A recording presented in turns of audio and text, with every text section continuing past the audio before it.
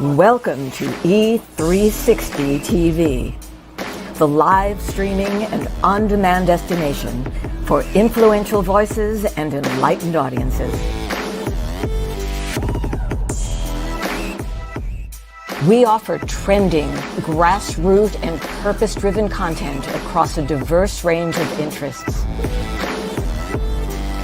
E360 TV is more than just watching programs.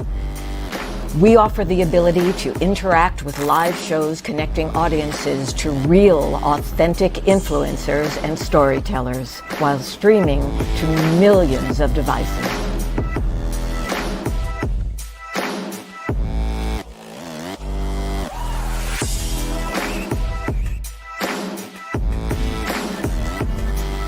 Real experiences. Raw conversations. One destination for it all. E360 TV.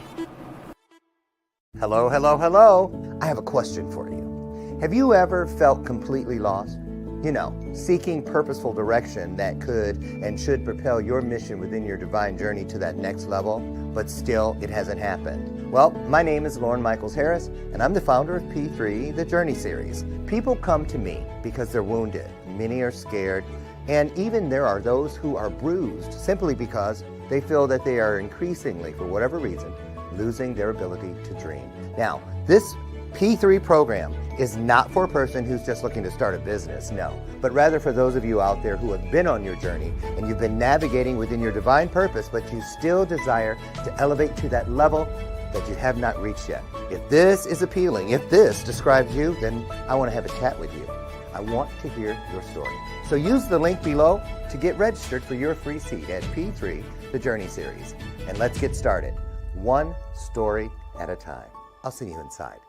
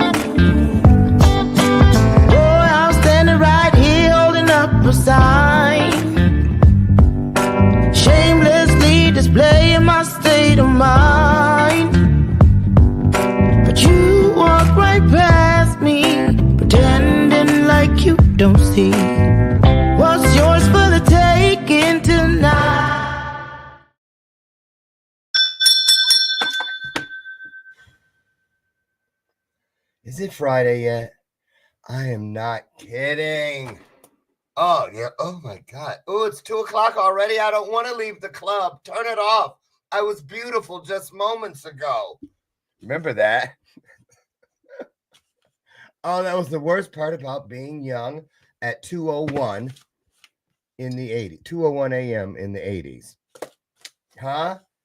Cutting it up, can't tell you nothing, and then the lights come on. Right. Oh my goodness. You all listen. Let me tell you something. Let me get into the mic. What a week.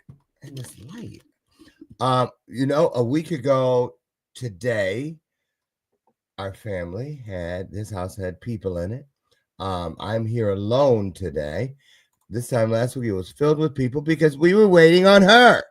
And she finally came. Sade, the first grand god, everything. She's going to be a spoiled little princess. And then on the opposite side of the spectrum, I'm here alone today because now everybody's in Michigan because my husband's mother is on life support. Doing a little better. They just an update because you guys, some of you know about yesterday. And thank you for your prayers and your support throughout the day. I stayed behind in Chicago while Brian went to Michigan. And they thought, when they said, hurry up and get here, that when they took her off of the ventilator, that she would probably not make it. But this 86-pound dynamo, I call her the Duchess, my mother-in-law, has surprised more than a handful of the best doctors in the world. And here she is again. That just goes to show it's a testament. Seriously, this lady, I'm just give you a real quick, skip some of the other announcements so I can do this. Just amazing. She has monitored and dealt with her juvenile diabetes. She's 74 years old. Had a heart attack when she turned 40. Was a scientist. And so she has done what she's had to do to keep ahead of it. And all these years. And she has dialysis on Monday, Wednesdays, and Fridays. Just so many things. She pops back every single time. So yesterday was no exception. Just send some support, some light, some anything positive. We'll take it. Okay, there you go. So I'm a little loopy because of that, but not so loopy that I did not make my healthy metabolic balance breakfast today. I've been on a fruit kick. I heard that. Who said that? That's one of those old gay jokes, like from the 20s. Boo! I am on it. I'm in my third month, a month of maintaining exactly the weight I hit 32 days ago. So, hey, it works is all I can say. At least it's working for me for now. I'll take it. I am excited about today's guest for a number of reasons. I had a whole bunch of different directions I was going to go with this. First, I was going to say the best friend, the famous twin duo of the 80s, Bonnie and Donnie Bonaducci, but get it? Never mind. I'm trying to that because Bonnie and Donnie would mean that Donnie had a sibling, right? But I didn't know if I was going to bring the sibling piece in, but I'm gonna start with the podcast. Brilliant idea, relatively famous. I'm talking about Chip White, who's here, he is hilarious because let me show you. I found this picture. I couldn't help it. Where is it? Do we still have it? Yeah, there, this. Oh, is it on the screen? Wait, I got to leave for a second. Look.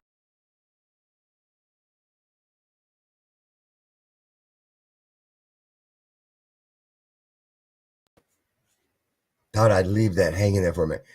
You know what I'm thinking where that picture came from? He was probably in the last cut from Back to the Future for the character of you know who. They had the DeLorean. Oh my, that close. I know it for a fact. That close. Listen, you guys, I'm just gonna bring him in here. Chip White, who is by chance. Let's just get it out of the way. All you autograph seekers hanging out in the hallways and in the back alley. He is the brother of Vanna White, and yes, I want to see how many of the gowns have you actually seen in person. Is it true she gets to keep all those gowns? And that's all I'm gonna ask. Yep, that's it.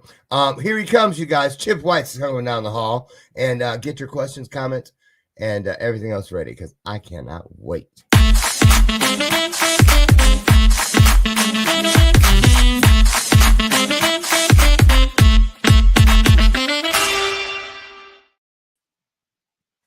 Hey, Chip White, how are you? I'm good, Lauren. How about you? I forgot you have that accent. I love that. I'm good. I'm great. I'm highly favored. I'm feeling good today. A little Hey, loopy. So sorry about your mother-in-law. Vibes thank you going for out. that. Yeah. Thank you for that. It's they say the two things that bring weddings, babies, three things: weddings, babies, and funerals bring families together. Uh, Yep. mm-hmm. And we're here today. I'm excited to have you back from the other day when we were talking. How you been? Busy. Speaking of family, I actually flew to South Carolina and visited with my cousins. I have a cousin who's not doing real well, so he actually gave me his '99 Harley Davidson. So I picked it up, threw it in the back of a truck after hanging out with family, and drove back to Texas. So it's Wow. been a busy time since we chatted. Well, yes, and we're gonna get into that. So you ride motorcycles? I used to. I've had a couple Harleys, and then I had an old Honda Chopper that was just this rolling death machine, and Mm, haven't done it in a while. And when like I said his health isn't great, and he hasn't been able to ride for a couple of years, and he said I right. need to get rid of it. And I asked him, well, how much you want for it? And he's like, oh, I'll give it to you, cousin. I'd rather you have it than sell it to a stranger. So Nice. it needs some TLC. It's been sitting for a couple of years, but it runs. But got to do a little work on it, do some cleaning up. But it's gonna be fun to ride it, and thinking my Can I, cousin when I ride. can I ask you, was that awkward? Like, well, thanks. You know what I mean? And the reason I asked that, Chip, is because just a few weeks ago, two of the sisters from my adoptive family went into hospice for dementia. They're in two different states. They went in on the same day, an hour apart from each other. And Wow. so, and it's almost like, but that doesn't mean a death sentence anymore immediately, hospice. A lot of people don't know that. But it's like still awkward. You know what I mean? How do you don't want to say anything, but you don't want to act like isn't it something? Yeah, it definitely is, cuz and we grew up together as cousins, and he lived with us for a while when he was younger.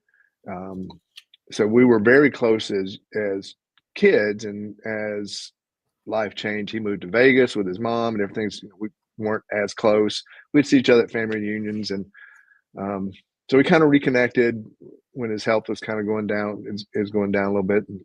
And when we had that conversation, I went out and visited, and then came back to Texas, and then went back because he said, I'm going to give you the motorcycle then, signed the title over. And I said, well, I'll Oh, have to come back and get it. And I kind of finally figured out when I could go. And, it's awkward because you don't know what their health is going to, if it's going I to get better or know. turn. And you're grateful for the gift, but there is this awkwardness of like, I don't know, am I taking advantage? I mean, I'm not, because Yeah, he gave it to me. I didn't ask for it. But there is this, I think it's with anyone, when there's a finite timeline, it's definitely, a possibility that what do you say? I mean, you try to have conversations and you talk about memories. And at the well, beginning, he was very positive, and I think he's kind of starting to feel a little bit that he's not quite as positive, and he's not feeling well all the time. So right. I think it's You know taking a what toll. it reminds me, Chip, not to cut you off. What it reminds me of is what is that thing people say? Give them their flowers while they're still. And that's kind of what he did too, in Yeah. reverse.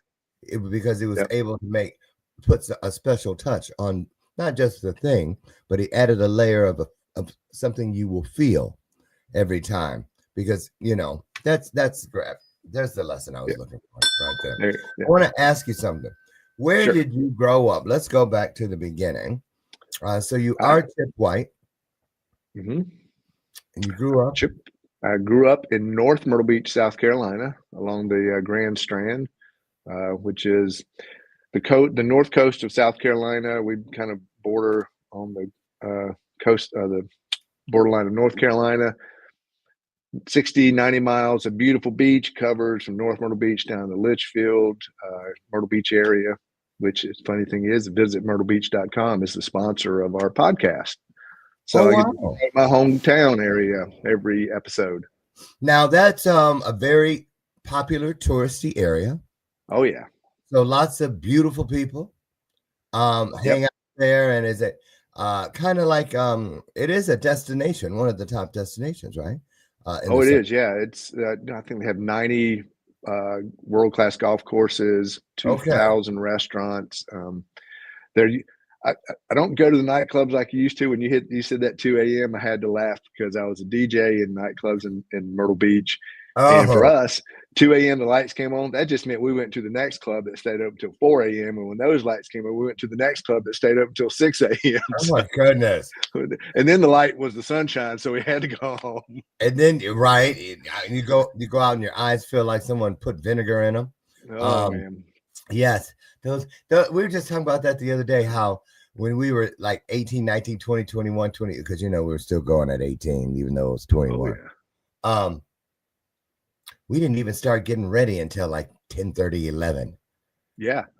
So when I grew up in North Myrtle Beach, drinking age was 18 for beer and wine, 21 hard liquor. So there were a lot of clubs that were just beer. There were some that were everything, and they'd give you an X or a bracelet depending on your age and stuff. So it wasn't illegal for us to be out at a club at 18 years old.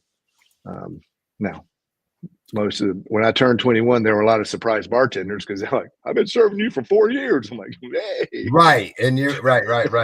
That's so funny. That's funny. So, how large was the family? The White family. So my mom and dad, Vanna's my half sister. We had the same mother. My dad adopted her when they got married, and she was like 2 years old. And then my father was married before and had a son, my half brother, Joe White, who lives in New York, he was a Broadway dancer, actor, and now he's been a flight attendant for JetBlue for years. But Van and I grew up together, so there's really only 4 of us in the household. Wow. Okay, and you're the oldest? Nope, she's the oldest. She's the oldest by actually my brother Joey's the oldest, then Vanna, then me. So you're the baby. I'm the baby. And there's how many years between you and Vanna? 3. 3 years. Just shy of 3 years. Okay, so are you still little brother?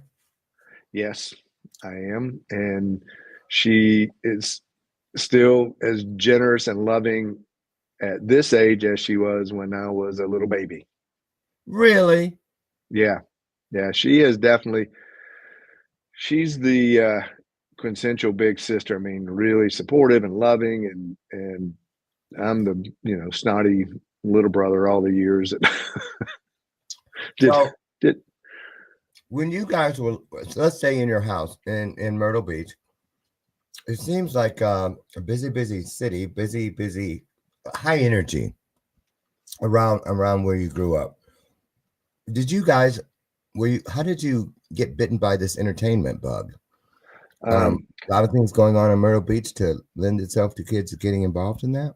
Well, when we were growing up, it was a strictly summer tourist town. In the winter, there might have been on the whole Grand Strand, maybe 20,000 people and that includes the country and everything. Now in the summer, there'd be 200,000 people every day. Now there's 200,000 people every day, and in the summer, 1 million. So it was a lot different. It was definitely quiet.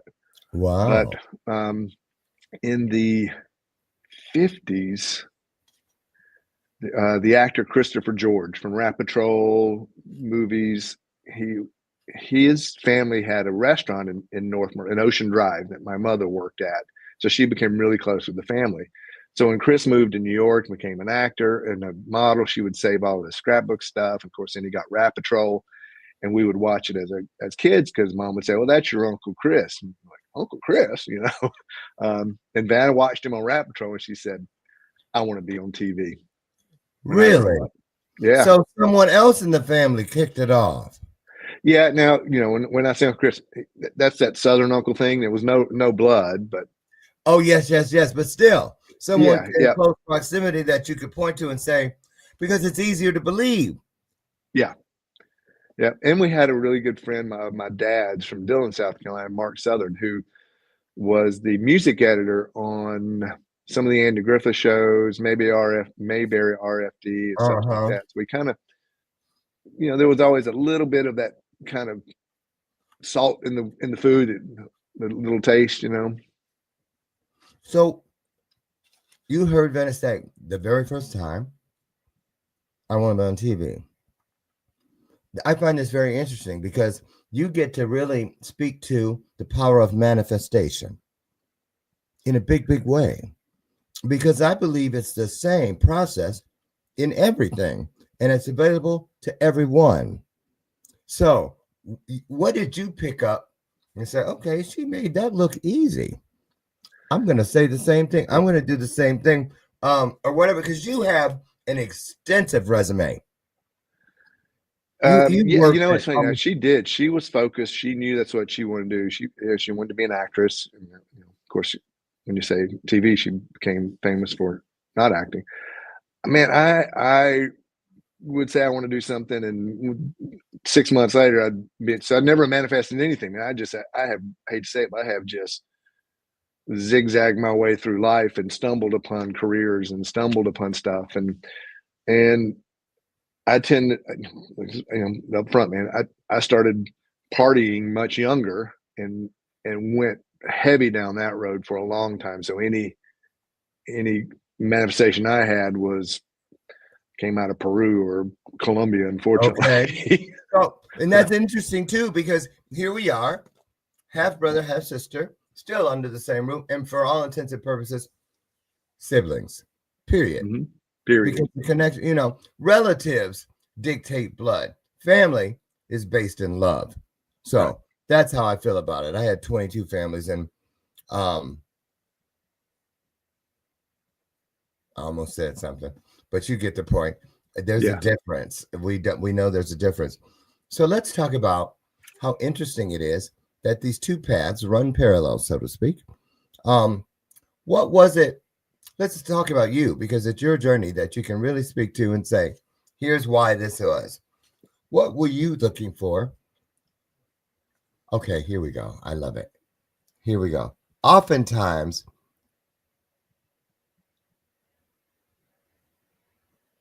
okay, here we go. I know, because this is gonna be good if I get it right. Okay. I have a feeling like Vanna was running towards something, but I know because I had that partying thing too early, and it was because I didn't know it, but I was really running from something. You see what I mean? And that changes everything. Talk about. I think that I'm hearing something. yeah. I'm going to dip out for a second, Okay. and I want you to just talk. Just take it for as long as you need to, and just tell us what happened, what you think, and why you think. Because there are no mistakes. It's just what happens to keep this shit interesting, and so that we'll have an antidote. So I want you to just run with it. Jay. Okay. I think like the phrase you said, running from something. There's for me, there's been a lot of not good enough. I mean, even still today, I'll forget the dang car keys and have to go back in and get so frustrated with myself because God, I'm so stupid, or why can't I do a computer? I'm so stupid.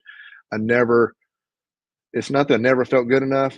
I always felt that, he's a better surfer. He's better looking. He's smarter. She's, I just never felt compete.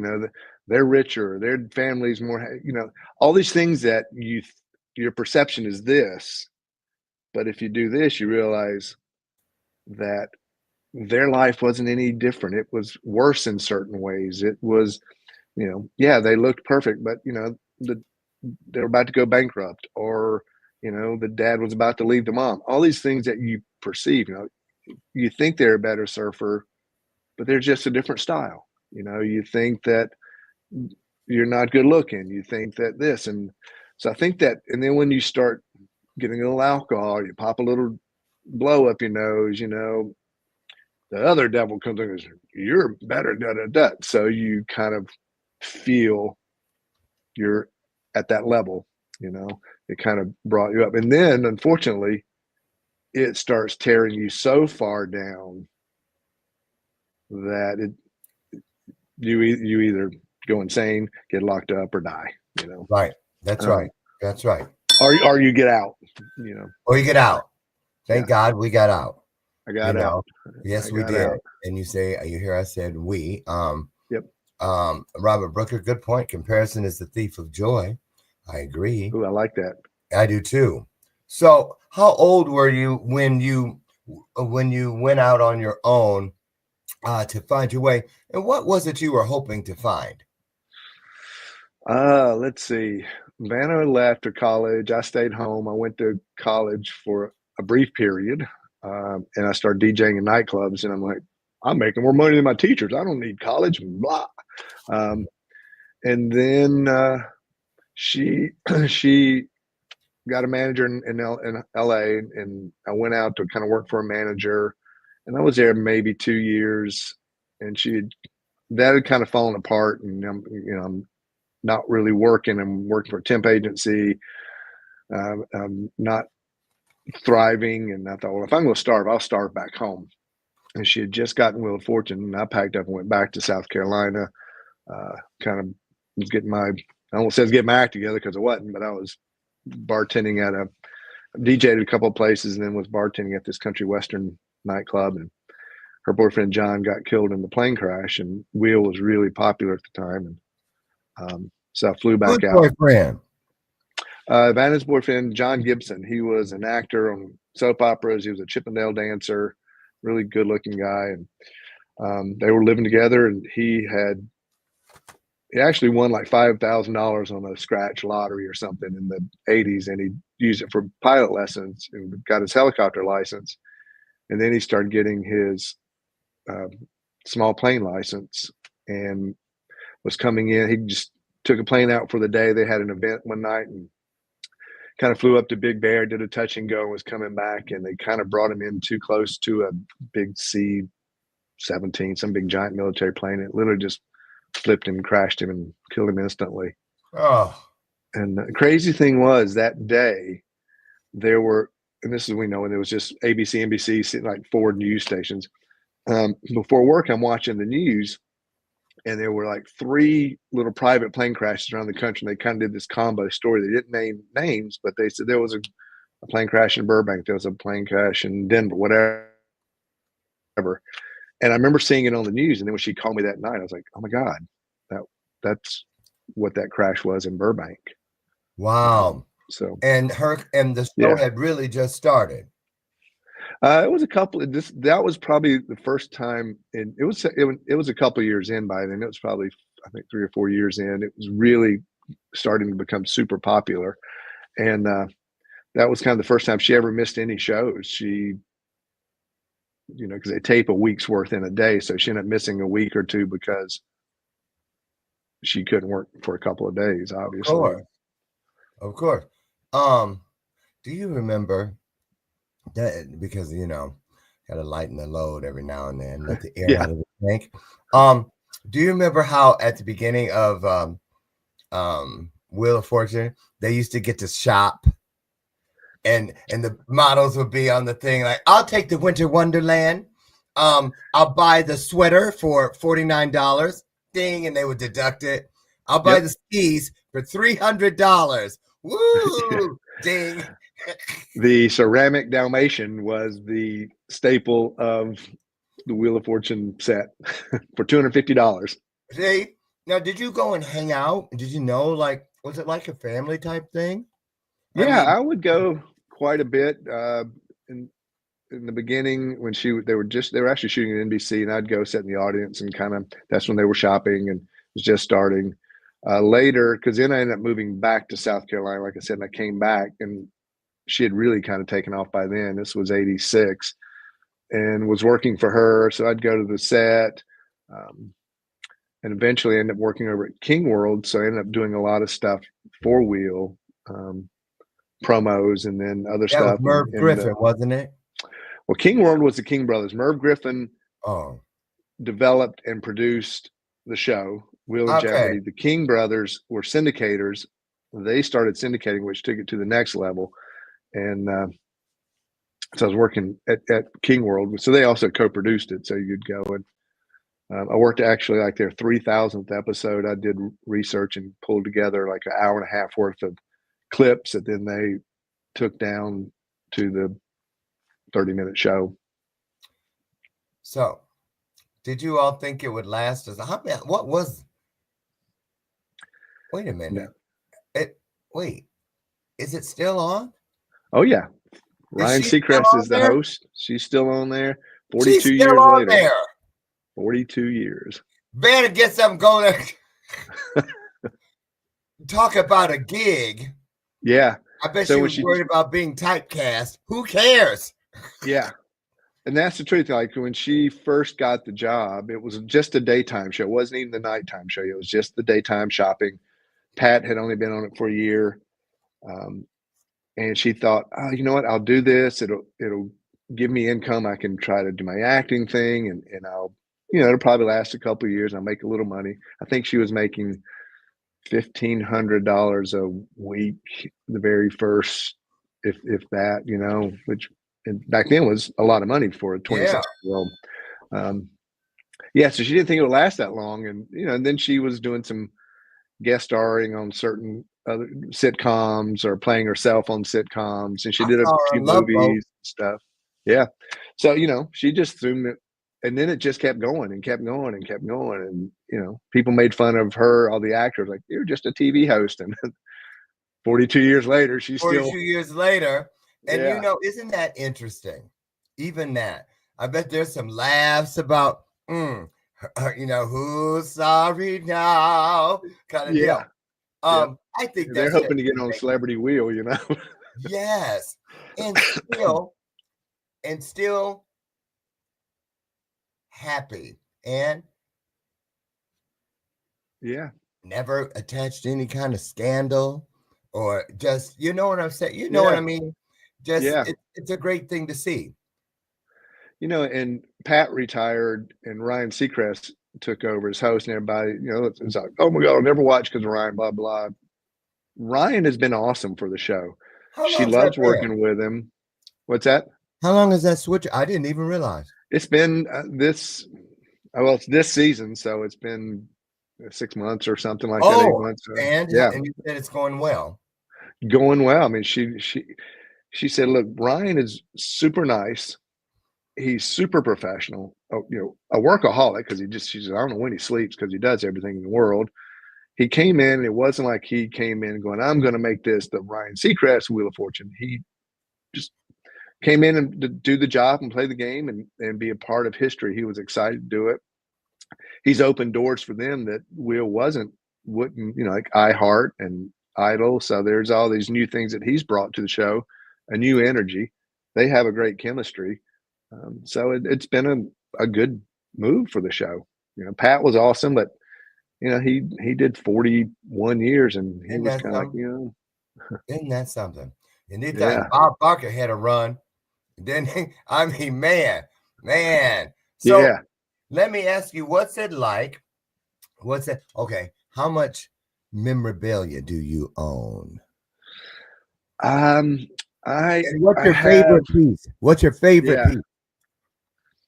Yeah, that's a good question. I do have boxes of like tabloids and magazines and everything like that. I finally gone through over the years, and I used to keep like 2 or 3 copies of something in the full magazine, but I finally just a space I'd go and I'd take the cover and the article and throw the rest away.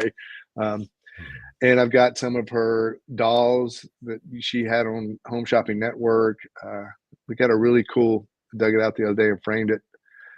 Country Music Week from 2005, I think, where she and Pat had signed it. Looks like an old Grand Ole Opry poster, We framed it and put it up at the ranch.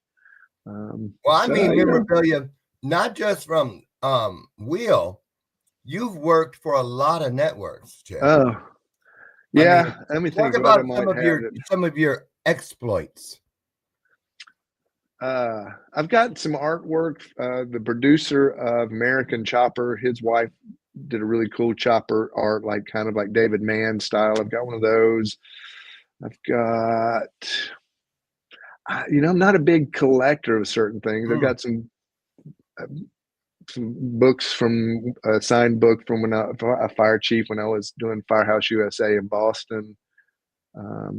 So what was I've your got favorite? movie posters and film festival award posters and stuff like that. I keep, and a lot of stuff it's like, Any favorite gig out of all of them? What was your favorite gig?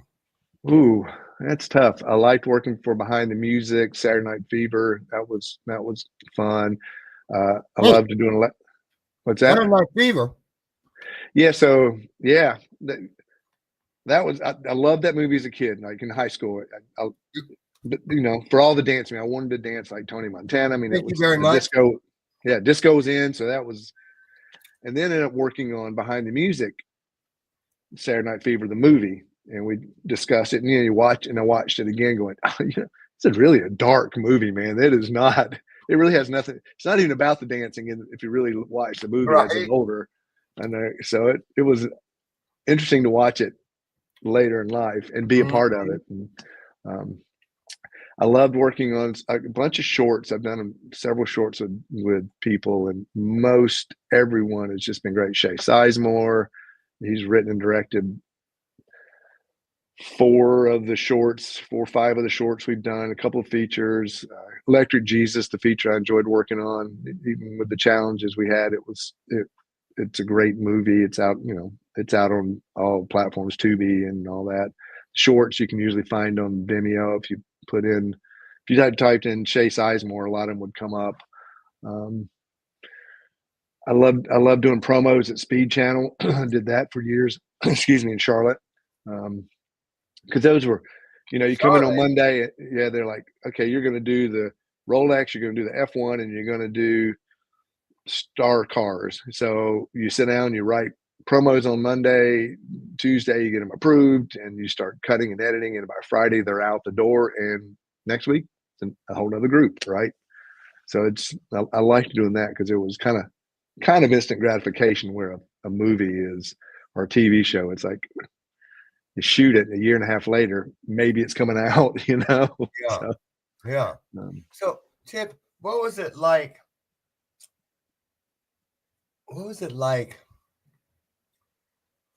it seems like, I'm sure there were many times where it was very convenient to lead with, who you are, so it could open doors. And then when you start using and whatnot, you use the name still to kind of keep the door open because you're not doing the right thing. Like, extend me some credit or whatever. You know what I'm saying? Yeah. You know who that is? That's Vanna White's brother. He's good for it. In the beginning, and I went out there, I won't say there's jealousy, but there's, you're watching this happen, and, and they're getting wealthy, and, even though they're very generous, you're kind of like, I deserve share, it's like, which is the stupidest thing to say, because, I didn't deserve anything. I didn't deserve the generosity she was giving me. Right. And then once I got, and it did open doors a little bit, but in my mind too, it was like, what do you mean you're not going to have a meeting with me and give me a $5 million deal on a movie? Don't you know who I am? I'm Vanna White's brother, right? It's kind of your ego is like this. And once everything fell apart and I got clean and sober and just started building again, then doors did open. And it's funny, my producer on the podcast, he just loves to tell the story is, no matter what Chip does, whether he's this great producer, he's worked at King World, but it always is, he gets introduced as Vanna White's brother. And it's just kind of not true, but some of it. And I'll be honest, it does help open some doors. Does that suck though? Do you get, what I'm saying? Yeah. No, you know what? I don't, because look, let's be blatant, man. Relatively Famous, the podcast, it's flat out because of my sister, right? Right. I mean, it came about because in the 90s when everybody was getting talk shows, I mean, every C-list actor was getting a talk show. We shot a pilot. We pulled a little money together, pulled some friends together, set up this backyard fire pit with a bartender, Elvis bartender, and we shot a pilot called Vanna White's Brothers Talk Show. Just blatant, and even Vanna White's brother got one, right? And I had President Bill Clinton's brother Roger and the actress Scarlett Bernard from the show Wings. Crystal Bernard, her sister Scarlett, and we shot this fun thing in our backyard. Nothing came out of it, which is fine because I was knee deep into drinking and drugs. Probably would have burned every bridge, but we threw it up on YouTube when I moved to Charlotte. So there's the whole pilot's on there in like 6 little clips. And that's how the podcast came about. I'm talking with a guy here, Philip Nelson from Nelco Media here in San Antonio about films because he does the 48-hour film festival and stuff. And I laughed and told him about the pilot we shot. And I said, I think it'd make a great podcast because it's easier to do a podcast than it is to do a TV show where you got to fly people in and da-da-da. And he's like, I love the idea. I'm in. We shook hands, and 2 weeks later, I called him and said, I've got so-and-so and so-and-so booked for Thursday. So we're like, all right, let's just jump in and figure this out. Yeah. So how long have you had the podcast, and any standout episodes that would rank as favorites for you? So we started recording in October of 2023. And then we launched in July of 2024. We wanted to get 11 or 12 episodes in the can before we launched because we wanted to make sure we had content and that we could continue to book people without panicking. And which was tougher because I only had a concept to give to people. I didn't have anything to show them. Now it's getting easier. But we have, as of today, 35 episodes have launched, and we recorded 3 more yesterday. We're going to shoot some more on the 22nd of April, looking for guests. If you're famous, related to someone famous.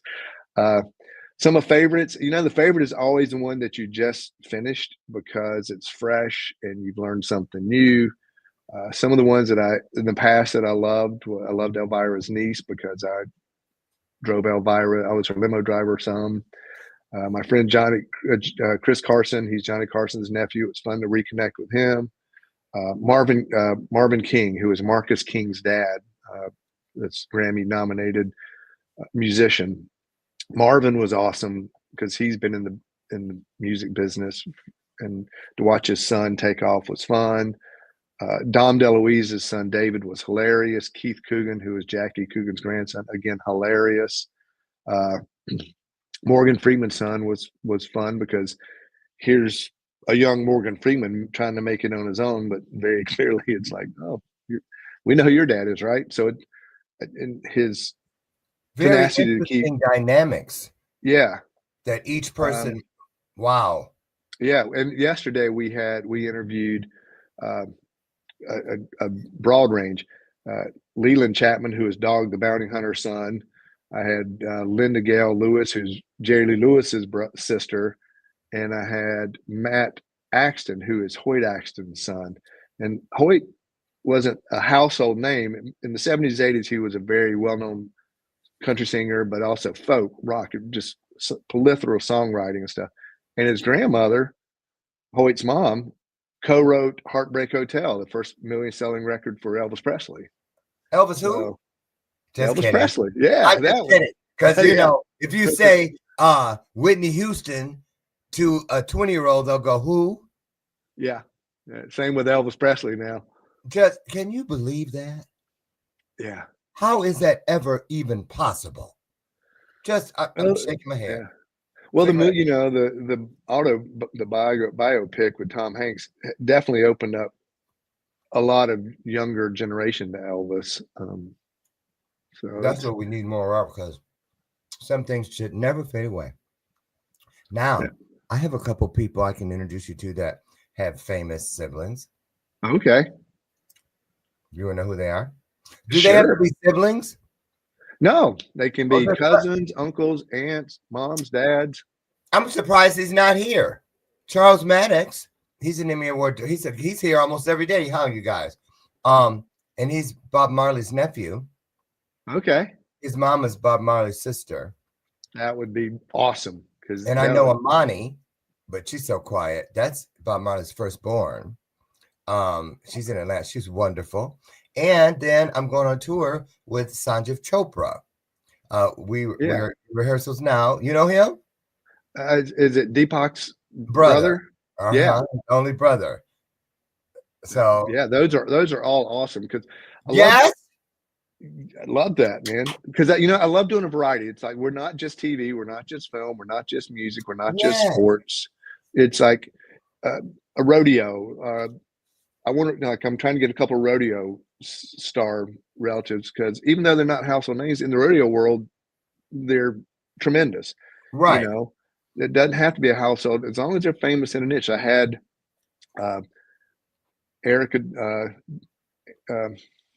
Kate Erickson Dumas, who is John Lee Dumas's wife. John Lee Dumas isn't a household name, but in the podcast world and the entrepreneurial world, he's huge because he started E on Fire, Entrepreneur on Fire podcast, the first daily entrepreneur podcast 10 years ago, 12 years ago, whatever it was. And, he does work with Tony Robbins and Dean Grazioso. And he's in that world, he's huge. So to have his wife, who was phenomenal, it doesn't have to, again, be a worldwide name. I know, my last name? Yeah. Harris. And so this may be a stretch, but I do know the dog groomer who is the cousin to the sister of Kamala. I was like, I was going to say I'm Kamala's great uncle, but then I didn't want a black man snatching me up later this afternoon for questioning. Yeah. I go to the mailbox and I'm not heard of again. Yeah. I never came back. Anyway, that's funny. So you want me to, I'll put you in an email with them both. Absolutely. That'd be great. Awesome. And if someone else knows someone, he's podcast relatively famous at gmail.com is the email you can reach out to me. Podcast relatively famous at gmail.com. And we will put that make some introductions. Perfect. Now, you know how we are. Yeah, I'll do it on one condition. Okay. Yeah. I don't care when it is. But my birth mother, Lucille, lived for your sister. Lived for her. Forget Pat. Yeah. She was there for Vanna. And it was so funny because she'd talk about her like she knew her. They tell me the da-da-da-da and Vanna, da-da-da. And she was right.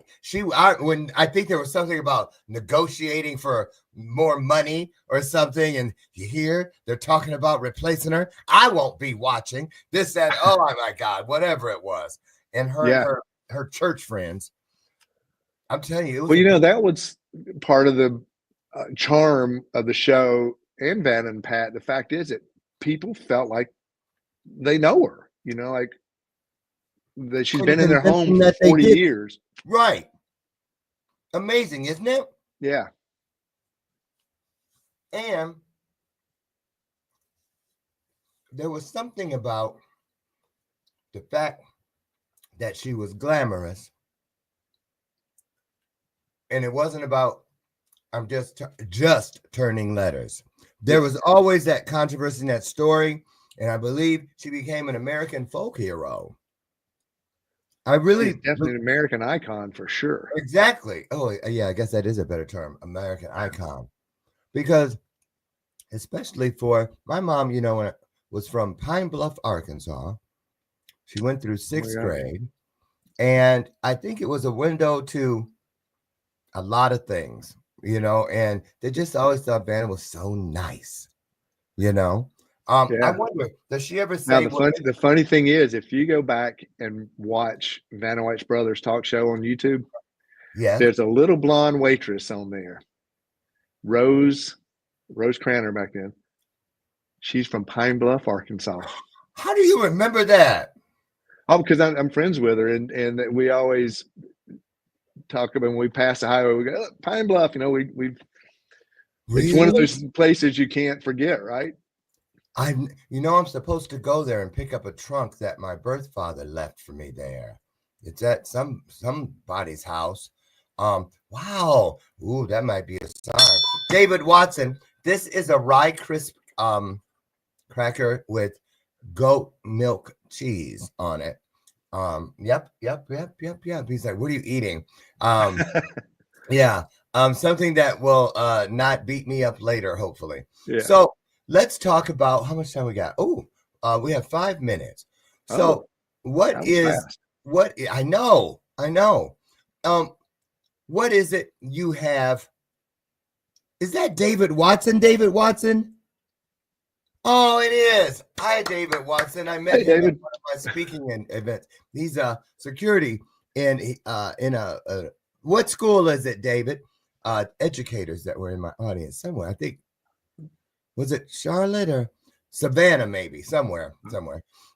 Good to see you, my friend. Miss you as well. There you go. There he is. So what's in front of you? Because you just keep rewriting the narrative and improving on the journey. And it's not over until it's over. Just getting started. I love that about you. So what can we expect for you to roll out during the rest of this year? So we're going to keep doing the podcasts. My goal is to do 5 years, 300 plus episodes, or as long as it'll go, as long as we can have guests. Trying to get 1 or 2 more sponsors, just so that I can actually make a living doing it. Not get rich, but at least I'll make a living. Exactly. Yeah. I'll probably try to tap into a little bit more of the film work again at some point. I've got a TV reality show I kind of want to pitch for some funding. A friend of mine, my producer, he just bought a audio-visual company. I think I'm actually going to go be a client relation and new business development sales guy for him, which would be kind of interesting and fun. I haven't done sales in a while. I mean, this is selling, so I'm always selling. We're always trying to sell ourselves. We're always trying to sell it to a sponsor. So I think it'd be kind of fun to get out of the house and do some stuff and not spend so much time just trying to email people. And we're in San Antonio, Texas. San Antonio. Redoing bathrooms here at the house. I'm constantly in remodel mode. We just remodeled a house up in Kerrville, and I got to finish doing the guest house. So there's too much to do for me to die. I know that's right. Now, tell us about. I hear you have one African American cousin, a gentleman. I do. You do now. Okay. You're looking at him. Oh. See how I did that? Right. I'm going to get my autographed copy of a Vanna. That's what this has all been about. Oh. Now, let's get to what you're really here for today. You need an autograph photo from Vanna? You know why? Because I want to put it right with the stuff where I have my mom's little. Yeah. Because I had 22 moms, but I had a little area for both moms number 1 and 2 that got me started in life. And you email me a list of every friend, however many you want. You email it to me, and she is happy to do it. Matter of fact, she hasn't gotten one from me in a couple of months, so she's probably scratching her head.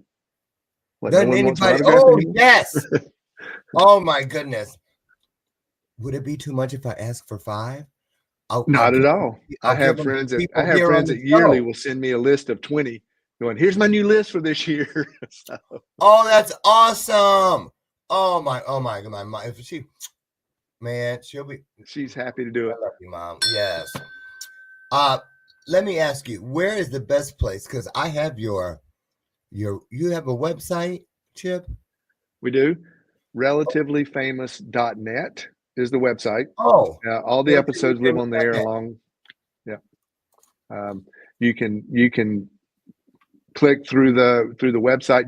We'd love if you go to the website and subscribe, because then you'll get an email saying when a new episode comes out, and other stuff. You saw also YouTube for the video version, Relatively Famous with Chip White. We're on Spotify, Amazon, Apple, pretty much any of your audio podcast platforms you can find us on. You can obviously link to a few of them off the website. Which again, if you go to the website, you get to see some photos from people that they send of them with their parents or what they're doing, and little links to some of their stuff. So relativelyfamous.net. I'm going to tell you something. I have a feeling something you're throwing out there this year is going to really stick. I have a feeling. We're trying to find that guest that'll bring in everyone to go, oh, let me go back and look at past episodes. So the cool thing is we try to keep an episode evergreen. We're not topical. So if you go back to episode 2 or 1 next year, it's still going to be fairly relevant. No pun intended. Because we're not talking about a football game that happened last week. We're not talking about an election. We're not talking about, the snowstorm that came through. It's more about who this person is. Like, here's a couple stories about who my famous relative is. But it's like, what do you do? What's your life like? What is it like being in the shadow? Some shadows are really big and other shadows aren't much at all, right? So I think it's a brilliant concept. I really do, because it helps people to understand and peek behind the curtain that it isn't always as green on the other side as you might think. Right. And in the reverse, it's a lot greener where you're standing than you thought. And that's always great. To be grateful. You must be full of gratitude. So Chip White, what a pleasure. What an honor. Thank you so much for and now and hang out for 2 seconds if you wouldn't mind. Sure. Absolutely. Because I got something else for you. Okay. A little gift, okay? And the gift for you all is this. It's a challenge. It's a commission. I would like you to get out there today and hand one person a compliment. Keep it right now somewhere handy and know that you have it within reach, and drop it off to someone today. You never know. It might be that random act that changes the course of the rest of their life. I'm telling you, it happened to me, so I know it can happen to someone else. Take that with you. I'm Dr. Lauren. I'll see you tomorrow morning, God willing, over on the front porch where together we'll have another illuminated conversation. Now, don't you dare let my screen door slam on the way out. And remember, Dr. Lauren tells you every day, and he absolutely means it. I love you. And there ain't a damn thing you can do about it. See you tomorrow. Get back here. I'll be waiting. Bye, everybody. Chip, great job. Thank you so much. Thank you. I enjoyed it. Bye, everyone. Have the best day ever.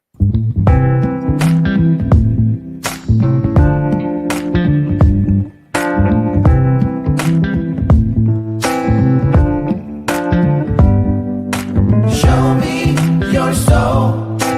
Baby, I'll show you mine. Show me your soul. Honey, it's way past time. How expensive do I have to be? Need I spell it out before you get it, baby? Show me your soul. And honey, I'll show you.